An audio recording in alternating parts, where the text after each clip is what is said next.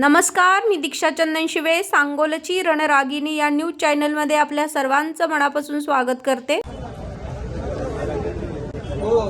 आज या ठिकाणी लालपरी या अत्याधुनिक एसटी महामंडळाच्या 5 गाड्या आगमन झाले। त्याचा आम्ही सर्व लोकप्रतिनिधीनं शिवसेना, भारतीय जनता पार्टी, रिपब्लिकन पक्ष ऑफ इंडिया, अजितदादा, राष्ट्रवादी पक्ष या सर्व मित्र पक्षांनी युतीच्या शासनाने याचं स्वागत केलं।